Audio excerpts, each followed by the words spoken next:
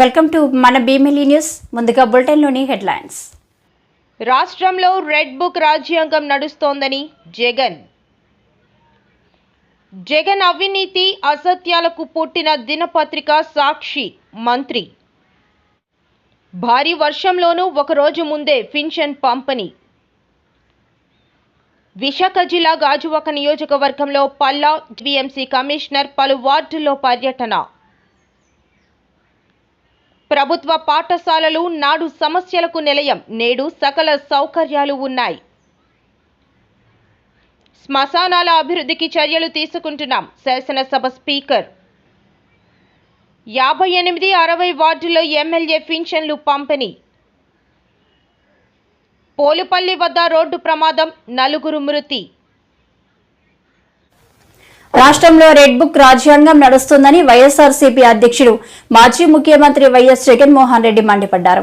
వ్యవస్థలన్నీ కుప్పకూలిపోయిన పరిస్థితి కనిపిస్తుంది. దొంగ కేసులు పెడుతున్నారు. ప్రభుత్వాన్ని ఎవరైనా విమర్శిస్తూ పోస్టింగులు పెట్టినా, ఫార్వర్డ్ చేసినా కూడా కేసులు పెడుతున్నారు. దేవుడి దయతో గొప్ప విజయాన్ని కూడా మనం చెవి చూసాం. ఈరోజు ఎక్కడ చూసినా కూడా ఈరోజు రెడ్ బుక్ రాజ్యాంగం జరుగుతూ ఉంది. ఎక్కడ చూసినా కూడా ప్రజలకు మంచి చేశాం కాబట్టి ప్రజల దగ్గరికి వెళ్ళి మాకు ఓటు వేయండి అని అడిగే పరిస్థితి ఎక్కడా కూడా తెలుగుదేశం పార్టీకి లేదు. ఈరోజు ఎక్కడ చూసినా కూడా వ్యవస్థలన్నీ కూడా కుప్పకూలిపోయిన పరిస్థితులు కనిపిస్తూ ఉన్నాయి. మన ప్రభుత్వం చంద్రబాబు నాయుడు గారి ప్రభుత్వానికి మధ్య కంపారిజన్ ప్రతి ఇంట్లో కూడా వెంటనే ఇప్పటికీ చర్చ మొదలైంది. మన ప్రభుత్వ హయాంలో ఎలా ఉండేది, ఈరోజు చంద్రబాబు నాయుడు గవర్నమెంట్ వచ్చిన తర్వాత ఈ 6 నెలల కాలంలో ప్రభుత్వం ఎలా పనిచేస్తూ ఉంది అన్నది ప్రతి ఇంట్లో కూడా ఇప్పటికే చర్చ మొదలైంది. మనమేమో కుటుంబం మొత్తానికి ఒకటిగా చేసి మంచి చేసినాము, మన నోట్లో నుంచి అబద్ధాలు రావడం లేదు, మనం చేయగలిగింది మాత్రమే చెబుతూ ఉన్నాము, మన నోట్లో నుంచి అబద్ధాలు రావడం లేదు. కానీ వాళ్ళేమో ప్రతి ఇంటికి పోయి ఎవడు కనపడినా సరే ఇంట్లో ఇంత పిల్లోడు కనపడితే చాలు ఆ నుంచి స్టార్ట్ అవుతుంది. ఇంట్లో 2-3 పిల్లలు నవ్వుతూ కనిపించినారంటే చాలు, నీకు 15,000, నీకు 15,000, నీకు 15,000 సంతోషం అనే మాటలు. ఇంట్లో కాస్త తల్లులు కనిపిస్తే, అమ్మలు కనిపిస్తే నీకు 18,000, నీకు 18,000, నీకు 18,000 సంతోషం అనే మాటలు కనిపించేటివి. కాస్త పెద్ద వయసులో ఉన్న ఆ ఇంట్లో ఉన్న ఆ తల్లుల అమ్మలు కానీ, ఆ తల్లుల అత్తలు కానీ కనిపిస్తే, 50 ఏళ్ళు దాటిన ఆ అమ్మలు కనిపిస్తే వాళ్లకు నీకు 48,000, నీకు 48,000, నీకు 45,000 అని చెప్పేవాళ్ళం. ఆ ఇంట్లో నుంచి ఉద్యోగం ఎత్తుకే వయసులో ఉన్న పిల్లోడు ఎవడన్నా కనిపిస్తే, ఒక 20 ఏళ్ళ పిల్లోడు ఎవడన్నా కనిపిస్తే నీకు 36,000, నీకు 36,000, నీకు 36,000 అని చెప్పి, ఆ ఇంట్లో నుంచి రైతు బయటకు వస్తే నీకు 20,000, నీకు 20,000, నీకు 20,000. జగన్ అవినీతి అసత్యాలకు పుట్టిన దినపత్రిక సాక్షి ప్రాతినిధ్యం పోలవరంపై విషం చిమ్ముతుందని మంత్రి నిమ్మల రామనాయుడు ఆగ్రహం వ్యక్తం చేశారు. మంత్రి మీడియాతో మాట్లాడుతూ ఏదైతే మరి ఈ యొక్క ఎస్టిమేట్స్ కానీ, రికార్డ్స్లో కానీ, మినిట్స్లో కానీ ఎక్కడైనా 5 సంవత్సరాల తెలుగుదేశం పాలనలో ఎక్కడైనా ఒక్కసారి ఎక్కడైనా మెన్షన్ చేసినట్లే కానీ ఎక్కడైనా ఒక్క సాక్ష్యం మీరు చూపించండి అని చెప్పి ఆ రోజు శాసన మండలిలో వైఎస్ఆర్సీపీ సభ్యులకు సవాలు విసిరితే వాళ్ళ నుంచి స్పందన లేదు, తోక ముడిచినటువంటి పరిస్థితి మొన్న శాసన మండలిలో మనందరం కూడా చూసినటువంటి పరిస్థితి. ఎందుకంటే చాలా క్లియర్గా ఈవేళ నేను చెప్పడం కాదు, ఈవేళ రికార్డ్స్ ఉన్నాయి. పోలవరం ప్రాజెక్టుకి సంబంధించి పీపీఏ, సిడబ్ల్యూసి రికార్డ్స్ ఉన్నాయి. చాలా క్లియర్గా రికార్డ్స్ ఏదైతే 2019 ఫిబ్రవరి 18 అంటే ఆ రోజు తెలుగుదేశం ప్రభుత్వ హయాంలో చాలా క్లియర్గా ఏదైతే 55,548 కోట్లు అంటే ఏదైతే టెక్నికల్ అడ్వైజరీ కమిటీ టీఏసీ ఆ రోజు 55,548 కోట్లు అక్షరాల ఆ రోజు ఆమోదించడం జరిగింది. అంటే అప్పటి వరకు ఎక్కడా కూడా ఫేజ్ 1, ఫేజ్ 2, 41, 45 అనేటువంటి ఉద్దేశమే ప్రభుత్వానికి లేదనేది చాలా క్లియర్గా తేటతెల్లమవుతున్నటువంటి పరిస్థితి. దీన్ని బేస్ చేసుకునే తర్వాత జగన్మోహన్ రెడ్డి ప్రభుత్వంలో కూడా మరి ఏదైతే 2020లో ఆ రోజు కూడా 47,617 కోట్లకి ఆ రివైజ్డ్ కాస్ట్ కమిటీ కూడా ఆమోదించింది. అంటే ఏదైతే తెలుగుదేశం ప్రభుత్వ హయాంలో ఆమోదించినటువంటి టెక్నికల్ అడ్వైజరీ కమిటీ ఏదైతే ఆమోదించిందో దాన్నే ఆర్సీసీ కూడా మళ్ళీ 47,617 కోట్లకి, అంటే ఏదైతే ఆ కుడి కాలువ ఎడమ కాలువ యొక్క నీటి సామర్థ్యాన్ని తగ్గించి తద్వారా 47,617 కోట్లకు ఆ రోజు ఆమోదించినటువంటి పరిస్థితి.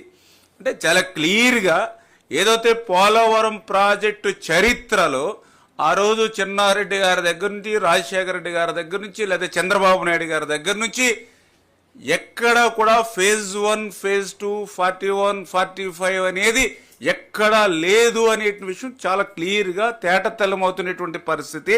ఇది నేను చెప్పడం కాదు, చాలా క్లియర్గా ఏదైతే సమాచార హక్కు చట్టం, రైట్ ఇన్ఫర్మేషన్ యాక్ట్ కింద మరి ఎవరైతే కొంతమంది అడిగినటువంటి ప్రశ్నలకు సమాధానంగా పీపీఏ పోలవరం ప్రాజెక్ట్ అథారిటీ చాలా క్లియర్గా స్పష్టమైనటువంటి సమాధానం లిఖితపూర్వకంగా ఇచ్చినటువంటి పరిస్థితి కూడా మొన్న మనం చూసాం. చాలా క్లియర్గా ఏదైతే ప్రతి నిత్యం ఆ వైఎస్ఆర్సీపీ ఆయన జగన్మోహన్ రెడ్డి గారు కానీ, అదేవిధంగా ఆయన పాత ఇరిగేషన్ శాఖ ఎక్స్ మాజీ మంత్రులు కానీ ఏదైతే పోలవరం ఎత్తు తగ్గించేస్తున్నారని అంటూ ఏదైతే విష ప్రచారం ఏదైతే చేస్తూ ఉన్నారో, ఏదైతే మొసలి కన్నీరు ఏదైతే కారుస్తూ ఉన్నారో, మరి వారికి పీపీఏ ఇచ్చినటువంటి వివరణ, పీపీఏ ఇచ్చినటువంటి సమాధానం. భారీ వర్షంలోనూ ఒకరోజు ముందే పెన్షన్ పంపిణీ.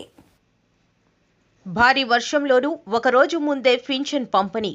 ఏపీలో పెన్షన్ పంపిణీ పండుగ మొదలైంది. ఒక్క రోజులోనే 100% పంపిణీ పూర్తవ్వాలని సీఎం చంద్రబాబు ఆదేశాలతో మంత్రులు, ఎమ్మెల్యేలు, అధికారులు పరుగులు పెడుతున్నారు. డిసెంబర్ నెలకి సంబంధించి డిసెంబర్ 1న ఇవ్వాల్సిన పెన్షన్ను ఇవాళ పంపిణీ చేస్తోంది. డిసెంబర్ 1న ఆదివారం కావడంతో ఇవాళే అందరికీ పెన్షన్ ఇచ్చేయాల్సి ఉంటుంది. పొరపాటున ఎవరికైనా మిస్ అయితే మళ్లీ సోమవారమే ఇవ్వాల్సి ఉంటుంది. అలా జరగడానికి వీల్లేదన్న ప్రభుత్వం ఇవాళే పని పూర్తవ్వాలని ఆదేశించింది.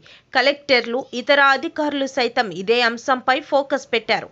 జీవీఎంసీ 6వ వార్డ్ మధురవాడ రిక్షా కాలనీలో తుఫాన్ ప్రభావంతో జోరు వానలో కూడా ఎమ్మెల్యే గంటా శ్రీనివాసరావు విచ్చేసి అర్హులకు స్వయంగా పింఛన్ పంపిణీ చేశారు.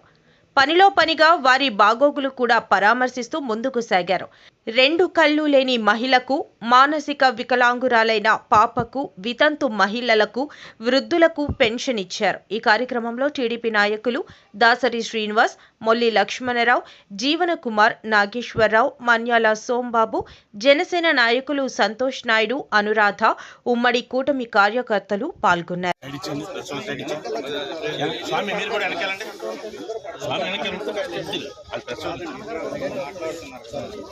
ఇట్లా బెంగళూరు కూడా ఉంది అసలు ఇది వినపడటం మాట్లాడటం అవన్నీ బాగున్నాయి.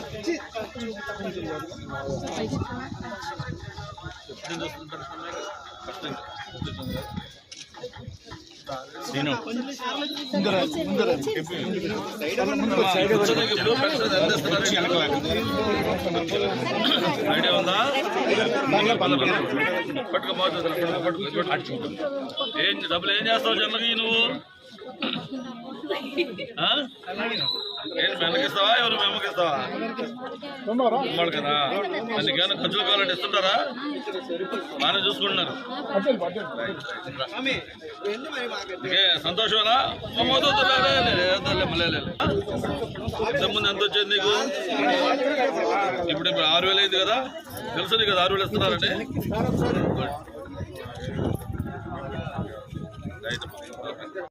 విశాఖ జిల్లా గాజువాక నియోజకవర్గంలో స్థానిక శాసనసభ్యులు పల్లా శ్రీనివాసరావు, జీవీఎంసీ కమిషనర్ సంపత్ కుమార్ పలు వార్డుల్లో పర్యటించారు. వార్డులో ఉన్న పలు సమస్యలను పల్లా శ్రీనివాసరావు కమిషనర్ దృష్టికి తీసుకువెళ్లారు. ముఖ్యంగా 76వ వార్డులో ఎన్నో ఏళ్లుగా ప్రజలు ఇబ్బంది పడుతున్న డంపింగ్ యార్డ్ను పరిశీలించారు. ప్రజలు ఇబ్బంది పడకుండా డంపింగ్ యార్డ్కు ప్రహారీ గోడ నిర్మించి క్లోజ్డ్ షెడ్ ఏర్పాటు చేస్తామని తెలిపారు. అలాగే వార్డులో ఉన్న పలు మైదానాలను పరిశీలించి ప్రజలకు ఉపయోగపడేలాగా పార్కులుగా తయారు చేస్తామని తెలిపారు. ఈ కార్యక్రమంలో కార్పొరేటర్లు గంధం శ్రీనివాసరావు, రౌతు శ్రీనివాసరావు, బోండా జగన్, పల్లా శ్రీనివాసరావు, జీవీఎంసీ అధికారులు, స్థానిక నాయకులు తదితరులు పాల్గొన్నారు. అందరికీ నమస్కారం అండి. ఈరోజు 76వ వార్డులో ఏదైతే ఈ డంపింగ్ యార్డ్ ఉందో ఈ డంపింగ్ యార్డ్ నుంచి విపరీతంగా దుర్వాసన వస్తుందని చెప్పేసి మరి ఇక్కడ ఉన్నటువంటి rickshaw colony, Burma colony, Ramachandra Nagar, Gopal Reddy Nagar, గాంధీనగర్కి సంబంధించినటువంటి వాసులు అందరూ వచ్చి కంప్లైంట్ ఇవ్వడం జరిగిందండి. దాన్ని పురస్కరించుకొని దాన్ని తీసుకొని ఈరోజు స్థానిక కార్పొరేట్ సోదరులు గంధం శ్రీని గారు, బల్లాశ్రీని గారు, రౌత్ శ్రీని గారు వీళ్ళందరూ కూడా కమిషనర్ గారు తీసుకొచ్చి వారి దృష్టిలో పెడితేనే కానీ దీనికి పరిష్కారం రాదని చెప్పేసి వారు చెప్పడం జరిగింది. ఆ మేరకు వాళ్ళ అభ్యర్థన మేరకు ప్రజల యొక్క ఇబ్బంది మేరకు కమిషనర్ గారిని ఇక్కడ తీసుకొచ్చి ఈ డంపింగ్ యార్డ్లో జరుగుతున్నటువంటి పరిస్థితులన్నీ కూడా వారికి వివరించడం జరిగింది. కనుక ప్రాథమికంగా వాళ్ళు వచ్చినటువంటి అంచనా ఏంటంటే ఈ బౌండరీ వాల్ ఏదైతే ఉందో ఆ బౌండరీ వాల్ పెంచాలని, దాని పక్కనే దాని చుట్టూ కూడా ఏపుగా ఎదిగినటువంటి మొక్కలు, చెట్లు వేయాలని చెప్పేసి ఒక ఆలోచనకు వచ్చాం. దాంతోపాటు ఇప్పుడున్నటువంటి కెపాసిటీ ఈ ట్రాన్సిట్ పాయింట్ కెపాసిటీ చాలా తక్కువ అవడం, ఆ చెత్త ఎక్కువగా రావడం, వీటి వల్ల ఇబ్బంది పడుతున్నారు. కనుక దీనికి అడిషనల్గా ఇంకో 2 వేసి త్వరితగతినే చెత్త వచ్చిన వెంటనే ఒక గంటలోనో ఒక అరపూటలోనో తీసుకెళ్ళిపోయే విధంగా దీన్ని చేయడానికి అన్ని ఆలోచనలు చేసామండి. కమిషనర్ గారి దగ్గర వివరించిన తర్వాత వాళ్ళు చాలా సానుకూలంగా స్పందించారు. భవిష్యత్తులో ఏదైతే ఈ దుర్వాసన ఉందో అది రాకుండా ఉండేటట్టుగా మేము చేపిస్తాను కూడా ఈ సందర్భంగా తెలియజేస్తున్నాం. ఎమ్మెల్యే గారి రిక్వెస్ట్ మేరకు మేము ఇక్కడికి అందరం రావడం జరిగింది. యాక్చువల్గా మన ఇండోర్ నగరంతో సమానమైనటువంటి పాపులేషన్ ఉన్నటువంటి నగరం మనం విశాఖపట్నం. అక్కడ దాదాపు 20 గార్బేజ్ ట్రాన్స్ఫర్ స్టేషన్స్ ఉన్నాయి. మన సిటీలో కేవలం 5 గార్బేజ్ ట్రాన్స్ఫర్ స్టేషన్స్తో నడపడం వల్ల ఇక్కడికి వచ్చేటువంటి వెహికల్స్ సంఖ్య ఎక్కువైపోయి ఈ గార్బేజ్ ట్రాన్స్ఫర్ స్టేషన్స్ వాటికి సర్వీస్ అందిలేకపోతున్నాయి. తద్వారా వేస్ట్ని కింద వేసి దాని తర్వాత మళ్ళీ లిఫ్ట్ చేసేటువంటి పరిస్థితి వస్తుంది to avoid vehicles crowd. So దాన్ని ఎమ్మెల్యే గారికి చెప్పిన దాని ప్రకారం, ఆయన అడ్వైస్ ప్రకారం దీన్ని కూడా ఇంటర్నల్గా ఈ షీట్స్తో క్లోజ్ చేసి బయటకి ఎక్స్పోజ్ అవ్వకుండా, అదేవిధంగా ఒక కొత్త గార్బేజ్ ట్రాన్స్ఫర్ స్టేషన్ని అదనంగా ఇక్కడ స్థలం ఉంది కాబట్టి ఇక్కడ కూడా ఒకటి శాంక్షన్ ఇవ్వడము, ఈ 2 కూడా శాశ్వత పరిష్కారాలు. అదేవిధంగా ఇక్కడ ఉన్న పొల్యూషన్ జనరేట్ అవుతుంది కాబట్టి చుట్టూ మొక్కలు ఉండాలి. సో ఆ మొక్కల్ని కూడా వేయడం జరుగుతుంది. తర్వాత ఇక్కడ కాంపౌండ్ వాళ్ళని కూడా రేస్ చేసి ఇక్కడ ఉన్న మొత్తం సమస్యలన్నింటినీ కూడా పరిష్కారం చేసే దిశగా మేము ప్రయత్నం చేస్తున్నాం. అదేవిధంగా స్థానికంగా కార్పొరేటర్స్ కూడా చాలా రోజుల నుంచి ఈ ఇష్యూ మీద లాస్ట్ టైం కౌన్సిల్లో కూడా రేస్ చేయడం జరిగింది. దీన్ని స్టడీ చేసాం. యాక్చువల్గా ముందు మేము మొబైల్ కాంపాక్టర్స్తో ప్రాబ్లం సొల్యూషన్ చేయొచ్చు అనుకున్నాం, కానీ వాల్యూమ్ చాలా ఎక్కువగా ఉండడం వల్ల మొబైల్ కాంపాక్టర్స్ కంటే స్టాటిక్ మన కాంపాక్షన్ సిస్టమే ఉండాలి అని ఇప్పుడు ఇక్కడికి వచ్చి రావడం వల్ల మనకి అది బోధపడింది. సో దాని ప్రకారం will go with that. Thank you.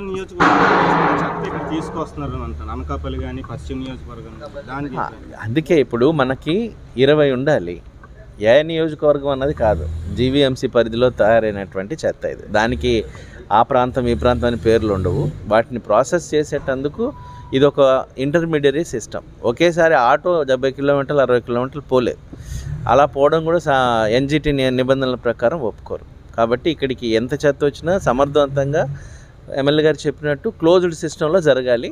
దాన్ని ఎన్ష్యూర్ చేయడం కోసం కొత్తది అదనంగా ఇస్తాం. ఓకే. శ్మశానాల అభివృద్ధికి చర్యలు తీసుకుంటున్నామని శాసనసభ స్పీకర్ చింతకాయల అయ్యన్న పాత్రుడు అన్నారు. శనివారం నర్సీపట్నం మున్సిపాలిటీ బాలిఘట్టం శ్మశానాన్ని ఆయన పరిశీలించారు. స్పీకర్ మాట్లాడుతూ, అందరికీ నమస్కారం అండి.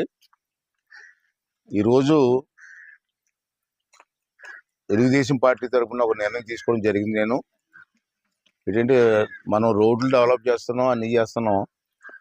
చనిపోయిన తర్వాత మనకి శ్మశానానికి తీసుకెళ్తారు. శ్మశానాలు మాత్రం చాలా అధ్వానంగా ఉన్నాయి. అసలు లోపల అడుగుపెట్టే పరిస్థితులు లేవు. అంటే నేను నిర్ణయం తీసుకోవడం ఏంటంటే ఈ 5 సంవత్సరాల్లో నర్సీపట్నం టౌన్లో మున్సిపాలిటీలో 5 శ్మశానాలు ఉన్నాయి. ఇది ఇప్పుడు నేను ఉన్న ఈ శ్మశానం పురాతనమైన శ్మశానం.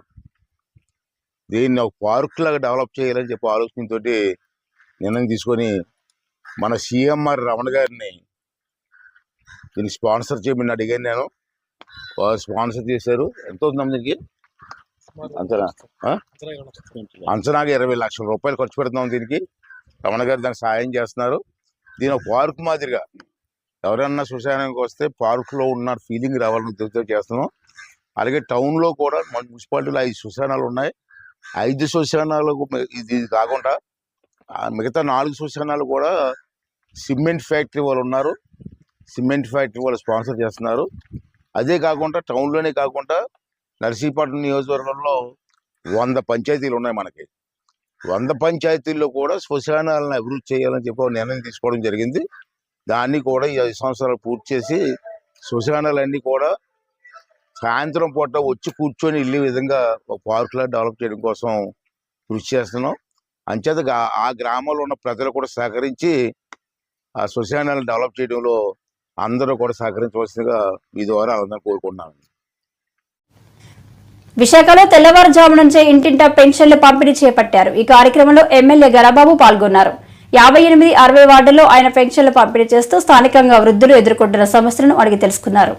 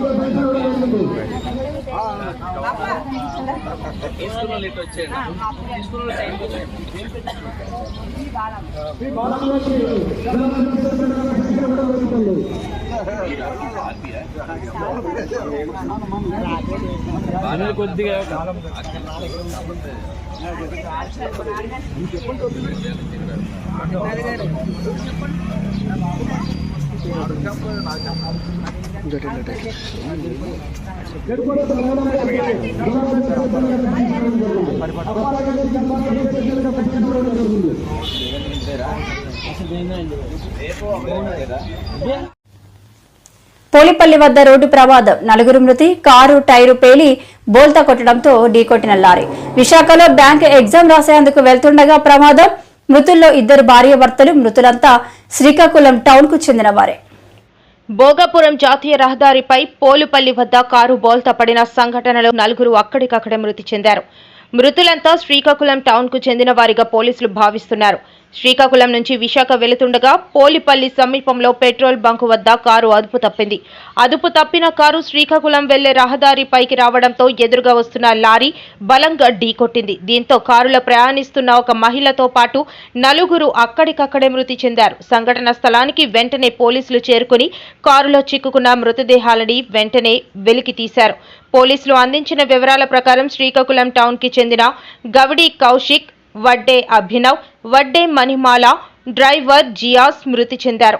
ఇందులో వడ్డే అభినవ్, మణిమాల భార్యాభర్తలు కాగా కౌశిక్, అభినవ్ స్నేహితులు. విశాఖపట్నంలో జరిగే ఐబీపీఎస్ బ్యాంక్ మెయిన్ ఎగ్జామ్ కోసం స్నేహితుడు కౌశిక్ కార్లో బయలుదేరారు. ఇంతలో పోలుపల్లి వద్దకు వచ్చేసరికి టైరు పేలడంతో ఈ ప్రమాదం జరిగిందని స్థానికులు చెబుతున్నారు.